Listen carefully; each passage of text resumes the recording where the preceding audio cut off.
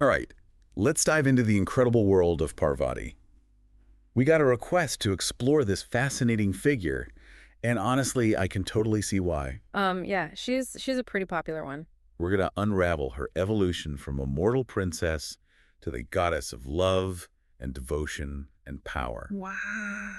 Dive into her captivating union with Shiva and her powerful role as a mother. Yeah, and she's definitely a powerful figure in Hindu mythology, so this will be fun. Buckle up because this journey is going to be fascinating. Yeah, it really is. Parvati's story, I mean, it isn't just the tale of love and devotion. It kind of delves into the very heart of Hindu philosophy. I mean, think about it. Her evolution from princess to goddess mirrors the potential for transformation within us all. So let's start at the beginning. We know she starts as a princess, but there's clearly a lot more to her than just a fancy title, right? Exactly. Right from the start, Parvati embodies Shakti, Sure. the feminine energy of the universe, a concept that's absolutely fundamental to Hinduism. It's this energy that drives creation, change, and the flow of life itself. Oh, okay, I see. So we're not just talking about a regular princess. She represents this vital force, like essential to existence. Right. It makes you wonder about the deeper meaning behind her choice to, pursue Shiva, Right. the ascetic god. That's where it gets really interesting. You see, Shiva is often depicted deep in meditation, withdrawn from the world, representing a detachment from material desires. He embodies the forces of destruction, Okay. which, might seem kind of at odds with Parvati's life-giving Shakti. Yeah, it does seem like a bit of a paradox. A princess representing this vibrant energy, pursuing a god who embodies detachment. The sources you sent over mentioned this was kind of central to their relationship, right? Absolutely. Their story highlights the balance between seemingly opposite forces, creation and destruction, attachment and detachment, the material and the spiritual. Think about it, destruction is often necessary for new beginnings, and detachment can lead to a deeper understanding of the self. So Parvati, by seeking Shiva, she isn't just pursuing a love interest, she's seeking a balance. Yes. A union of these opposing forces that are actually essential to the universe. Exactly. And this is a key theme throughout all of Hindu philosophy. The idea that seemingly opposing forces are interconnected and necessary for existence. Wow. Their union isn't just a romantic tale, it's a cosmic dance, a symbolic representation of this fundamental truth. I'm starting to see why you said her story reflects a potential for transformation within us. Right. It makes you wonder how those seemingly opposing forces play out in our own lives. Exactly. It's something worth pondering. Now let's move on to another fascinating aspect of Parvati's story, her role as a mother.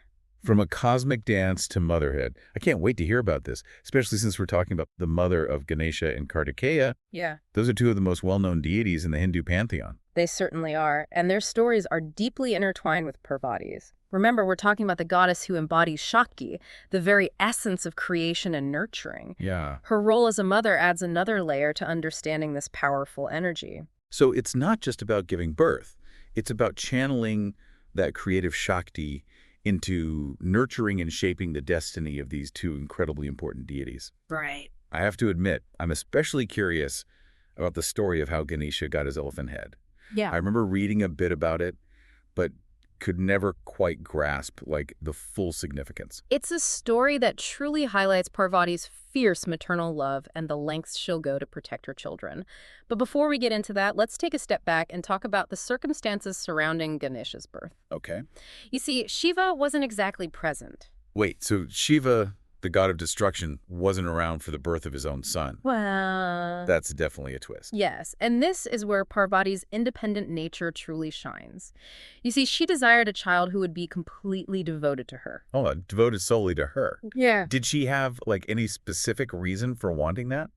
Some accounts suggest she longed for a child who would be entirely hers, independent of Shiva's influence, like a testament to her own creative power. So from her own divine energy, she... Wow, so she essentially creates Ganesha on her own. Mm-hmm. This is where things start to feel like something out of a fantasy epic. It certainly does. She forms Ganesha from sandalwood paste and breathes life into him. She instructs him to guard her chambers while she bathes, forbidding anyone from entering. Okay, so this is where Shiva comes back into the picture, I'm guessing. Yeah. And things probably don't go as smoothly as planned. You got it. Shiva returns home, unaware of Ganesha's existence or the instructions given to him. When he tries to enter Parvati's chambers, Ganesha, loyal to his mother's command, blocks his way. Oh, I can only imagine how Shiva reacted. A god known for his detachment and power being defied by a child made of sandalwood. It almost sounds comical. It's a confrontation fraught with tension. Neither Shiva nor Ganesha backs down. Shiva, enraged by this defiance, doesn't recognize Ganesha as his own son, and he Uh, doesn't take. he didn't. He didn't harm Ganesha, did he? Well, let's just say things escalate quickly. In a fit of anger, Yeah. Shiva severs Ganesha's head. Oh, wow, that took a dark turn. I can't imagine Parvati's reaction to seeing her son harmed like that. The son that she created and entrusted with protecting her. What happened next? As you can imagine, Parvati is devastated and furious. Like her grief and rage threaten to unleash chaos upon the cosmos. To appease her and rectify his actions, Shiva. He must have done something pretty big to calm her down. Did he use his powers to restore Ganesha? In a way, yes. Shiva sends his followers out to find a replacement head for Ganesha, instructing them to bring back the head of the first creature they encounter facing north, a direction associated with wisdom and strength. And that creature just happened to be an elephant. Exactly. Shiva then attaches the elephant's head to Ganesha's body, bringing him back to life. This act symbolizes a profound transformation for Ganesha, imbuing him with the elephant's qualities of wisdom, strength, and the ability to overcome obstacles. Oh, wow, that's incredible. From this really tragic event, this powerful symbol of resilience emerges. This story really highlights Parvati's unyielding determination to protect her children and showcases Shiva's capacity for remorse and action. But what about Kartikeya? The outline mentioned he's a warrior god. Was his birth story just as dramatic? Kartikeya's birth is fascinating because it reflects a different facet of Parvati's power. You see, Kartikeya wasn't born in the conventional sense. He was manifested from the combined energies of Shiva and Parvati, born out of a divine purpose to defeat a powerful demon threatening the cosmic order. So unlike Ganesha, Kartikeya's very existence is tied to a larger cosmic purpose. He's almost like a divine weapon forged from the essence of his parents. Exactly. He's raised by 6 celestial mothers, symbolizing the collective nurturing power of the universe. Kartikeya is trained in warfare and strategy, growing into a skilled and fearless warrior, fulfilling his destiny as the defender of the gods. Both birth stories are so different, yet they both highlight Parvati's power in these distinct ways. Her independent creation of Ganesha and her collaborative manifestation of Kartikeya. It's almost like she embodies different facets of motherhood. You've hit on a key point. Parvati's motherhood isn't one-dimensional. It encompasses fierce protectiveness, unwavering love, the ability to create independently, and the capacity to collaborate for a greater good. Wow, she's truly a multifaceted figure. We've covered so much ground, from her evolution from princess to goddess, her complex relationship with Shiva, and her role as a mother. What overarching message or lesson do you think we can draw from her story, especially for someone like me who's just beginning to explore Hindu mythology? That's a great question. I think one of the biggest takeaways is that Parvati, despite being a goddess, reflects the complexities of human experience. She embodies love, devotion, power, but also anger, grief, and determination. She doesn't shy away from those emotions, does she? Even when they're powerful and potentially destructive. Exactly. Her story teaches us that embracing the full spectrum of human emotion is part of what makes us whole. It's about finding balance, not suppressing or denying those aspects of ourselves. That makes a lot of sense. It's not about striving for some idealized version of perfection, but rather accepting and integrating all parts of ourselves. Just like Parvati embodies both creation and destruction, love and fury. Precisely. Another key lesson is the power of devotion. Remember, Parvati's unwavering devotion to Shiva, despite his detachment, is what ultimately brings them together. It's a testament to the transformative power of dedication and commitment, not just in romantic relationships, but in any pursuit that's meaningful to us. So it's not just about passive worship. It's about actively pursuing something we believe in, even when faced with obstacles. It makes you wonder if that unwavering devotion is also a key part of her success as a mother, especially considering the challenges she faced with Ganesha and Kartikeya.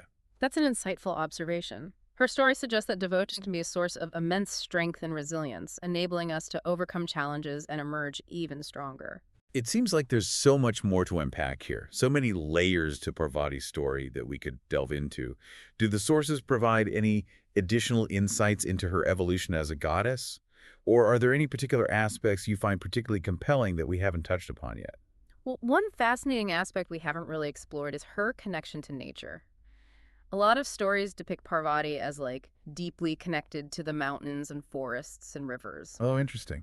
Yeah, in some tales, she's even described as having been born in the Himalayas. So it's not just about her being a goddess, but also about her being connected to the physical world, to the natural environment. Precisely. This connection emphasizes the idea that divinity isn't separate from the world we live in. It's all around us, woven into the fabric of nature itself. That's a beautiful thought. It makes me think about how we often view the divine as something distant and separate from our everyday lives, when it might be closer than we realize. Exactly. And remember, Parvati represents Shakti, that vital energy present in all living things. Recognizing her connection to nature reminds us that this energy flows through us, connecting us to something larger than ourselves. Yeah, it's like we're all part of this intricate web of life, Yeah. united by this powerful force. Now, to answer your question about compelling aspects, one thing that always fascinates me is Parvati's duality. She's often depicted as both gentle and fierce, benevolent and destructive. We've certainly seen that duality play out in the stories about her sons, her fierce protection of Ganesha, and the collaborative creation of Kartikeya, a warrior destined to battle evil. Yes, and this duality is a powerful reminder that strength and compassion aren't mutually exclusive. They can coexist within us. Parvati challenges the notion that femininity is solely about gentleness. She shows us that it can also encompass immense power, resilience, and the will to fight for what's right. I'm realizing that her story really is about balance, the balance of seemingly opposite forces, both within herself and within the universe. You got it. Parvati embodies this balance, and her journey encourages us to find that same equilibrium within ourselves. Wow, this deep dive has been incredibly insightful. Parvati's story has really resonated with me, and I feel like I have a much deeper understanding of not just her character, but also some fundamental concepts in Hinduism. I'm glad to hear that. Remember, mythology is a powerful tool for exploring complex ideas and universal truths. Absolutely. I feel like I've learned so much about love, devotion, power, and the importance of balance. But as you said earlier, this feels like just the beginning. It is, and that's the beauty of exploring mythology. There are always deeper layers to uncover, new connections to make. As you continue learning about Parvati, consider how her story speaks to you personally. What aspects resonate most deeply, and why? That's a great point. I'll definitely be pondering that. This has been such an enlightening conversation. Thank you so much for sharing your expertise with me today. This is my pleasure. And to you listening, thank you for joining us on this deep dive. I hope you found it as fascinating as I did. Until next time, keep exploring, keep learning, and keep diving deep.